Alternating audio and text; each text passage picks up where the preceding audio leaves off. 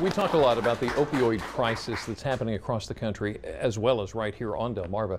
That's because the death toll from these types of drugs continues to rise at a steady pace, killing more people last year than guns or car accidents. But overdoses are the most visible and easily counted symptom of the problem. Over 2 million Americans are estimated to have a problem with opioids. That's why services to treat people facing drug addiction are expanding here on Delmarva. And here to tell us more about some of them, this is the Director of Operations at Chesapeake Treatment Services. This is Melissa Bishop. Thank you so much for joining us today. Thank you for having us. Okay. It was just this week. The President declared opioid addiction a national emergency, one that he said exceeded anything that he had seen with other drugs in his lifetime. What kind of things do you see every day here on Delmarva? Well, this epidemic touches all walks of life. There isn't anyone who's immune to becoming addicted to opiates. It can be your neighbor, it can be a mother, it can be a lawyer, a doctor. Anyone can end up in this place of addiction. But there's help available. There is. What kind of things do you do?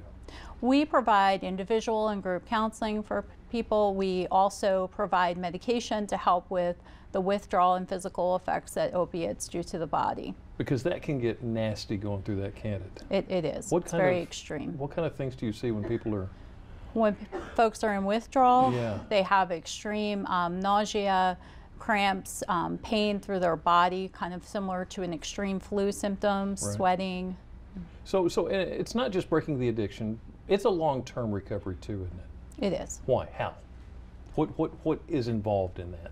It's long-term because first we have to deal with the effects of the opiates on the brain, and then we have to deal with the cognitive and behavioral issues that develop because of the addictive behaviors. Now this problem, as we mentioned, is growing. Mm-hmm. So I understand your services are expanding. Yes. What all do you do now? We have a program in Easton, Maryland. We opened a program in Salisbury, Maryland in March, and we have a program opening in Ocean City in about a month. You are really seeing the need, aren't you? Yes. In the public arena. My Yes. goodness. So it is, I imagine it's got to be hard to get into the mind of someone who has become addicted. Mm-hmm.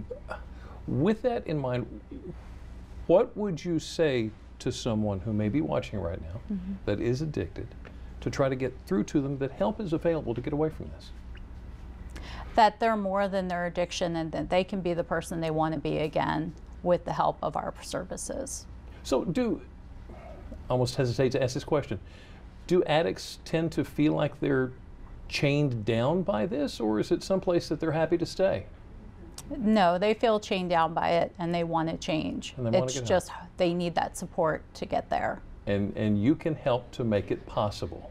Yes. Thank you so much for talking to us this afternoon. Really appreciate that. Welcome. Now, if you would like to read more about Chesapeake Treatment Services, all you have to do is go to delmarvalife.com.